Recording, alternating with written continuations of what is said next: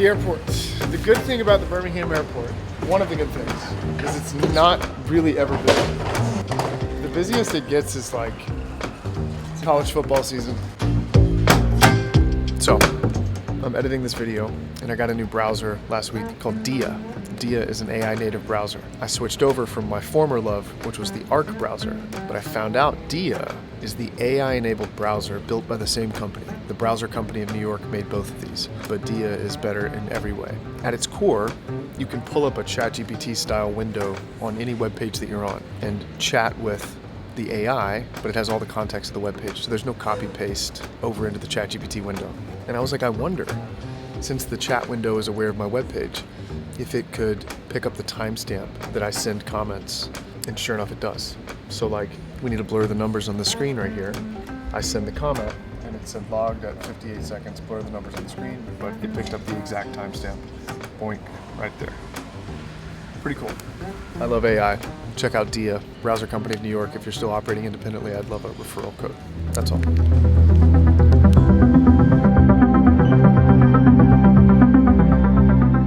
Dallas, finally. Made it. Got a 20-minute Uber to the hotel. Got to get some work done. We're gonna go to bed and we're gonna crush tomorrow. Tomorrow's like half setup, half event. We'll get there early, get our stuff set up, go feel out the vibe, start meeting people, plant some seeds. I have this goal, I don't know if I'm gonna tell the team, but if we sell something on the floor, I'm gonna take everybody to steaks tomorrow night. When we sell something on the floor, we're gonna go get steaks.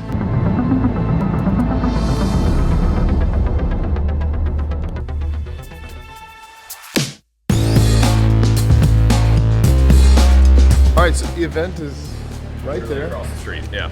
And let's do it.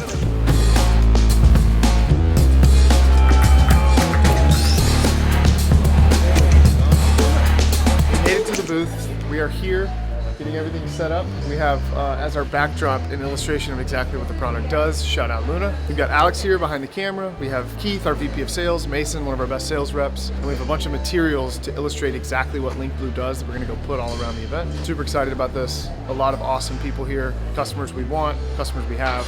So, stickers, QR code, pointing people to our AI chatbot, who obviously talks over Linq to tell them more about Linq, get them over to the booth. And then we have one-pagers to hand out for people that come by. Again, this is Lunified, very clean. Just talks about exactly what the product does, a little bit more detail, some testimonials, and try it out.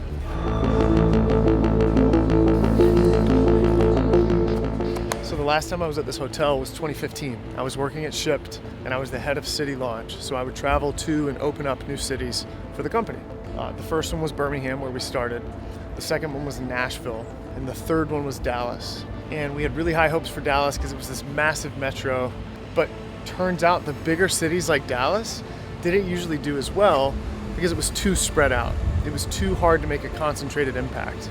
The next city that we launched, Tampa, Florida, or Kablampa, as I like to call it, was an absolute smash hit. Completely changed the trajectory of the company because a reporter found us at a Starbucks and quoted one of our employees, it might have been me, saying, yeah, we're really trying to hire a bunch of shoppers here because we don't have enough shoppers. And really that was just a failure of like, we weren't on the ball enough and we needed to hire more people. That article got published and everything exploded.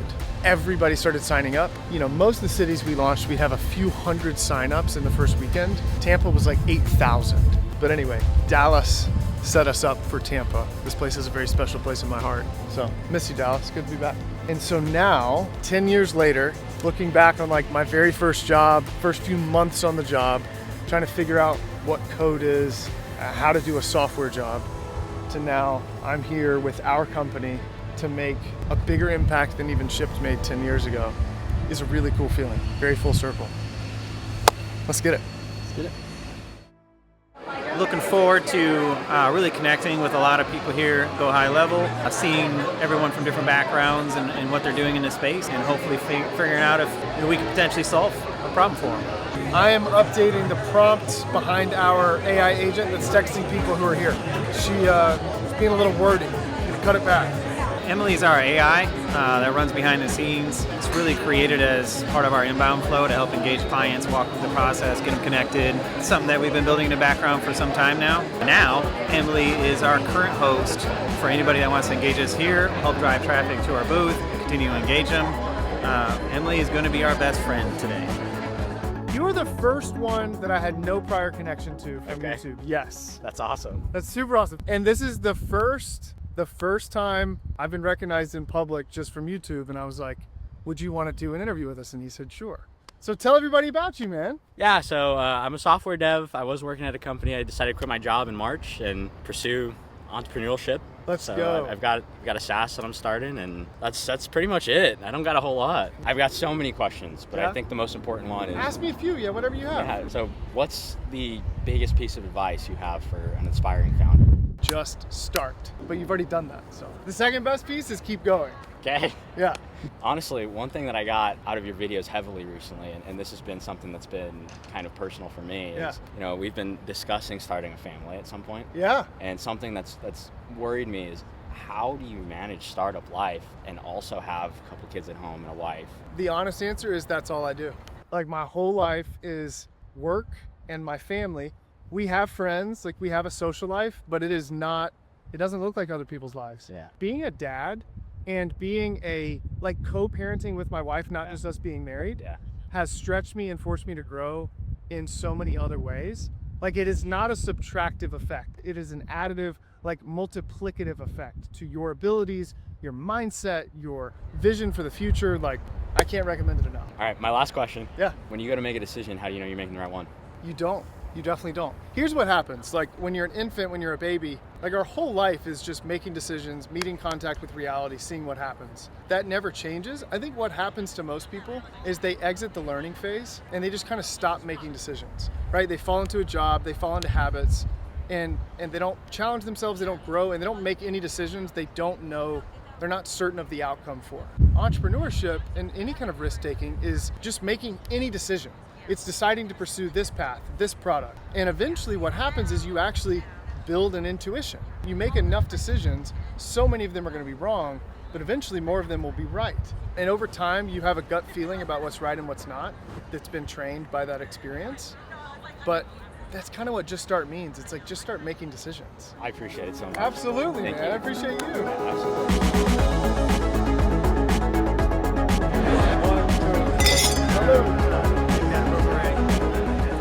So, biggest wins from the day. We had 4 or 5 conversations, according to Keith, with legitimate potential resellers. Second win, our first cold YouTube fan came up and we got really solid content with him. John, rooting for you. The third one was high-level corporate. The people putting on this whole event sent their 2 head developers to talk to us about our partnership integration. That would make the whole thing worth it. So between those 3 buckets, I call today a great first warm-up day. Tomorrow's part of the pain. That's all I got. I'm out. Same. I'm pretty much at my word quota for the day.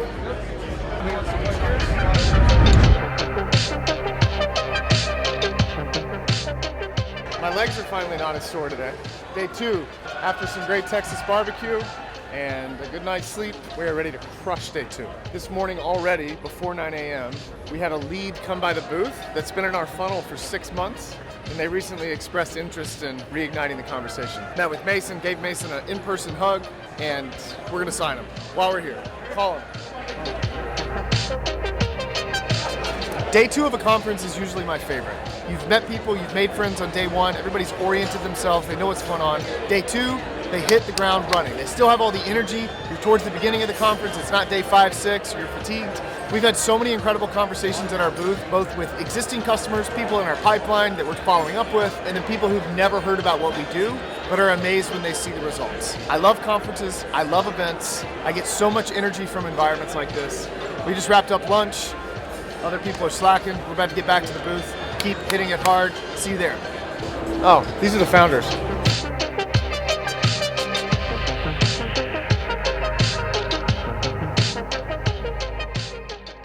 So what's the agenda for the team now that you're gone? Book as many meetings from the floor as possible. Secondary goal, we'd love to sell from the floor. That's a little harder to do. A lot of leads we've been talking to in our funnel, getting face-to-face is the fastest way to get to the next step. So book as many meetings with people we don't know, book as many meetings with people we do know. Book meetings, book meetings, book meetings, tag everybody, get them sold. Thanks, Alex.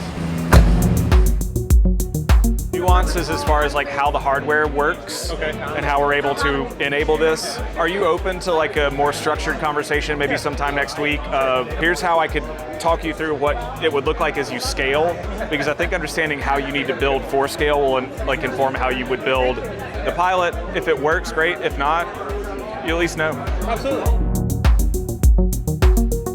Anytime you show up to an event, it's all about ROI. I think it looks a little bit different here because you're running into so many people who are trying to figure out their business. You're running into people that have been doing this for 6 years. So I think right now we just want partnerships. We want to be able to connect with people and figure out their problems and just show them how we can help them.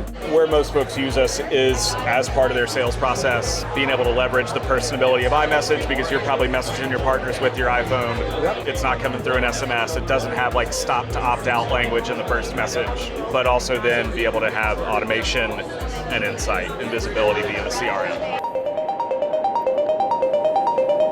Day 3 was good. We booked some meetings today. We got a few folks that walked up to us a little skeptical, didn't really understand what we do or why. By the end of the conversation, they understood what we did, why we do it, and how it can actually help them, which it's cool to watch that transition happen in a lead's mind, like live. You see the skepticism on their face, you have a conversation with them, you walk through their process with them, and by the end of it, they go, okay, I thought this was kind of hokey, but like now I see the value. Get them booked on your calendar, meet with them next week, hopefully maybe get one line in their hands, let them see it actually work.